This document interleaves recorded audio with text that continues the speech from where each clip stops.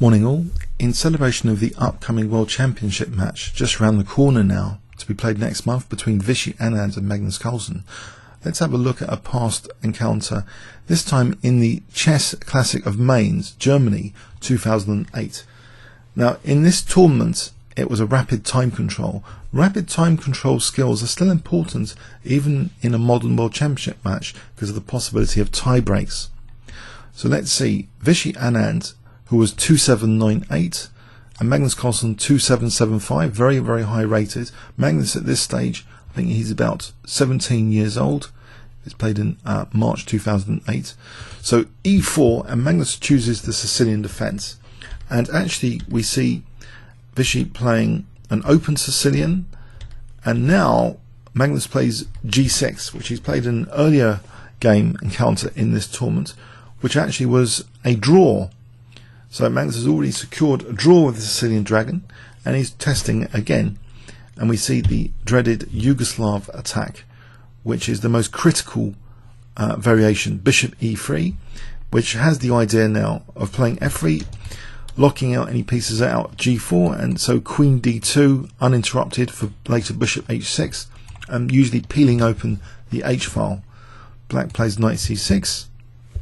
We see queen d2, Magnus Carlsen's bishop c4, a highly theoretical position in the dragon. Bishop d7, bishop drops back to b3, rook c8, White Carlsen's queen side, it's all been seen before, knight e5, and now we see king b1, and now black plays a6, preparing some queenside counterplay, h4, h5, and here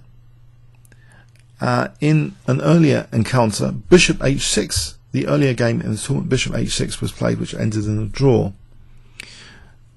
Now in this position, actually in live book, both g4 and bishop h6 have the same number of games, 15 games each, so both well tested moves. So the move g4 instead of bishop h6 now was played, maybe taking Magnus a little bit by surprise. Maybe he hadn't banked on this option. He took on g4, and now White plows through with h5. So looks like a Fischer game, just opening up the h file, hoping for a quick mate. Knight takes h5, and in this position you might think, what's really the idea here? Now this is a very complex position, and there's a very powerful move here which is played if we consider what is actually black potentially threatening. Potentially maybe even knight takes f3. It looks a bit greedy on the greedy side, but this move rook Dg1 is played, and let's see why. It has ideas like knight d5 and bishop h6 still. If we were greedy with black here, let's say knight takes f3. I think this is horrible because knight takes f3, and if g takes, we have now rook takes g6. So that's one idea, one simple idea, that there's that rook on g1 is going to crash through with rook g6 if black is materialistic. So what does black actually want to do here? On live but the top move, small game samples, is queen a5, and that's what Magnus played, queen a5. And we see now the move bishop h6. So this looks quite a scary position here, and already critical at move 17. Black really needs to know his stuff here to be able to get a decent position. Just at move 17, Magnus actually plays rook takes c3, which from an engine point of view is already looking like a very dodgy move, in fact. Now before exploring that game continuation, there does seem to be a resource here for those interested in bishop f6, which I believe might be one of the best moves, offering the exchange here just to neutralize White's attack. For example, if bishop takes f8, rook takes or no, rook takes f8 is not good here. White's still smashing black with f4. This is not a good use of the exchange sack. For example, taking on c6 now, f5, and there are numerous threats here, like rook takes g4 and queen h6. The initiative is too strong, I believe. This is just a really dangerous position indeed. Now, the idea of offering the exchange here of bishop f6 is playable, is to actually take with the king. And as far as I'm aware, Houdini, on a certain depth, at least depth 18, 19, thinks actually this position could actually be equal for black, believe it or not. So this is what we call really, really super sharp in chess, when something is so sharp that you know, it's like a very fast punishment if anything goes wrong here. So in this position, for example, f takes, bishop takes g4,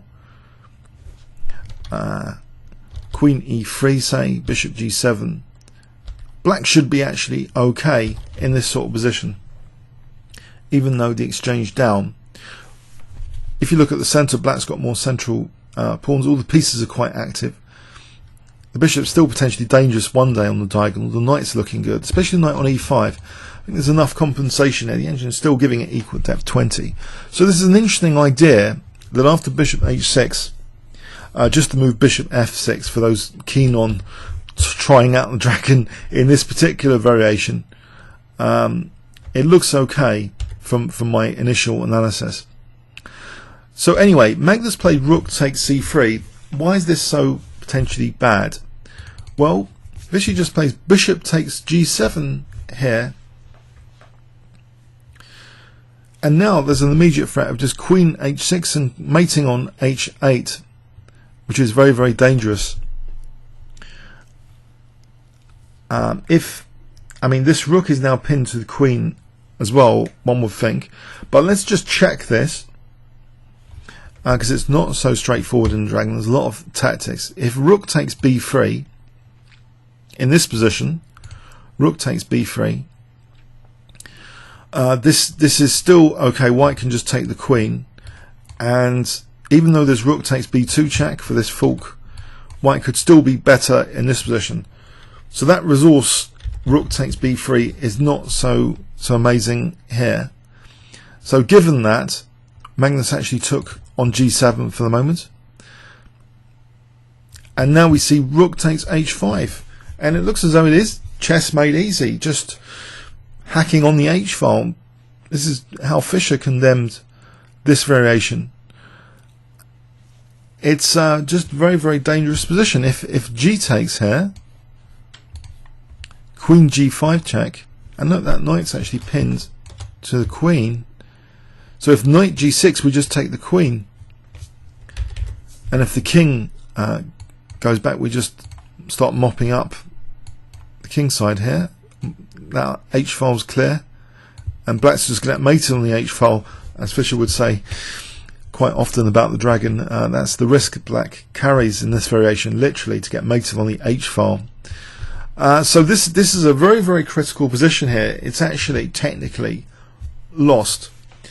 So I guess I predict Magnus is not going to use the Sicilian dragon in the main match, but he might punt it in a tie-break game. I think there might be a possibility, given that this actually was the only decisive game here, this dragon example.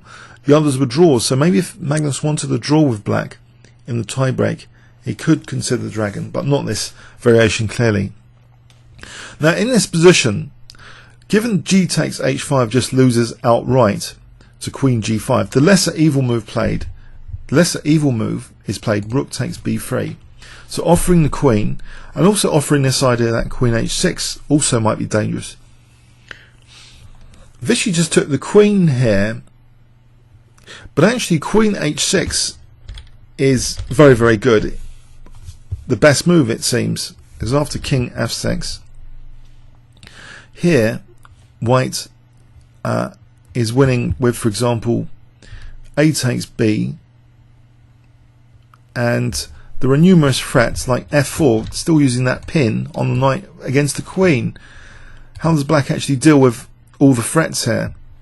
If, for example, Queen B6, which has given us one of the better moves, at least breaking the pin, then there's all sorts of moves for white which I think are winning. Even probably Queen takes F8.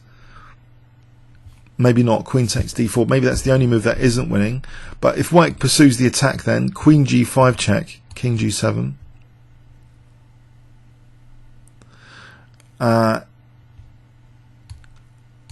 In fact, in this position,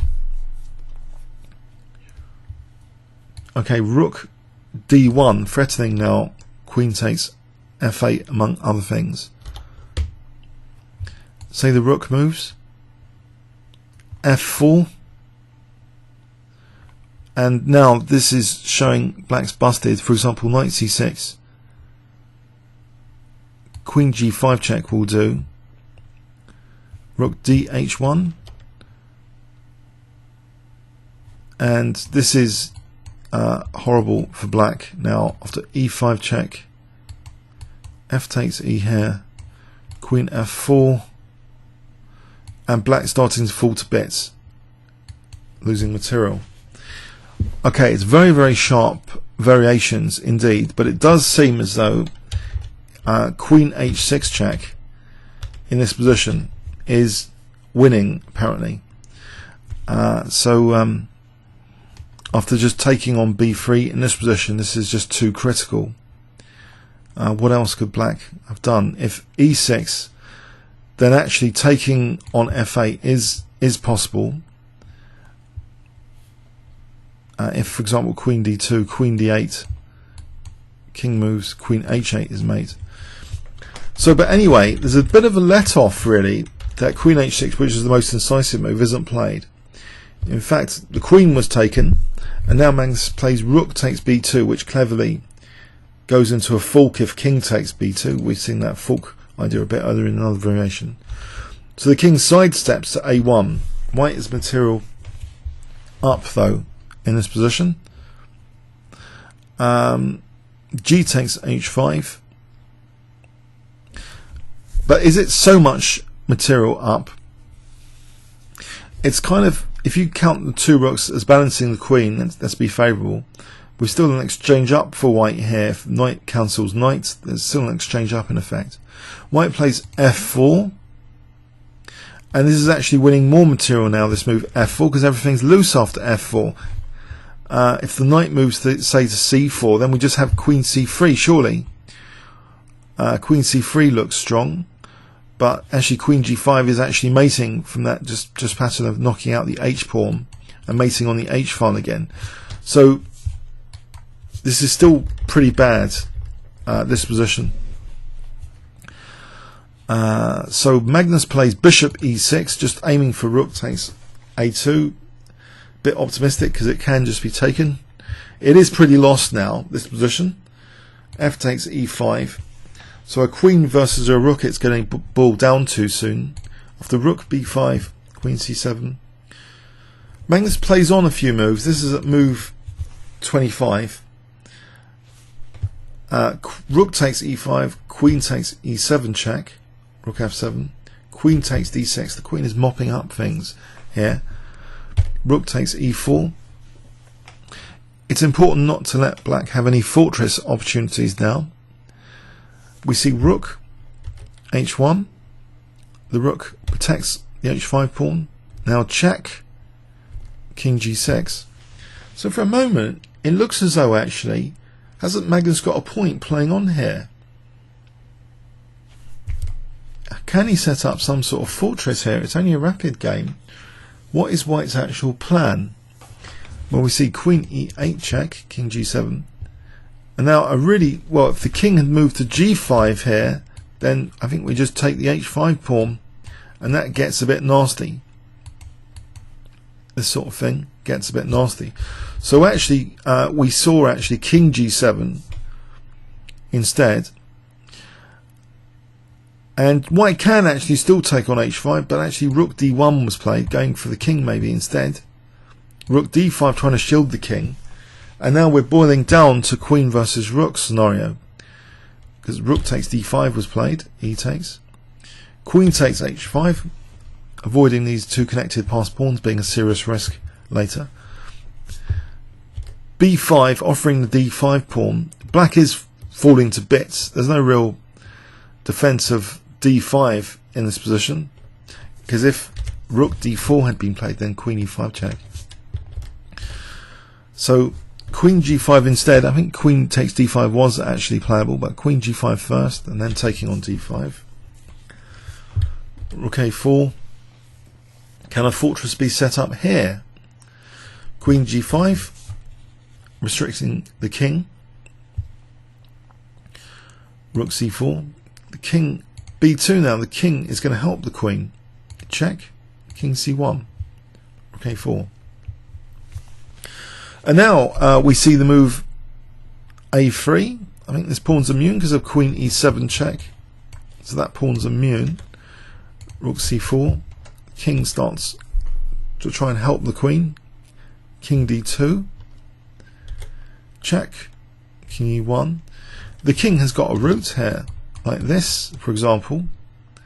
And that would be pretty terminal if the king used that route. King f1. Rook c4, king g1, rook c6. Finally, the rook's given up the ghost on the g4 pawn here, setting a little trap though with rook g6. If queen takes g6, then rook g6. But queen d5, rook g6.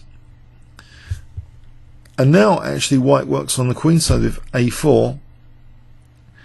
After taking here, check, king h6, queen takes a4. The king doesn't even need to infiltrate now, just blocking this pawn. And we have now, as a result of this a4, we've created this wonderful passed c pawn, and this is enough to decide to stretch black's resources. Just move the c pawn. So king tries to help there, but queen d7 cuts off the king. So now we've simply got this plan here. So the king's just a blockader in this position, and this c pawn is running.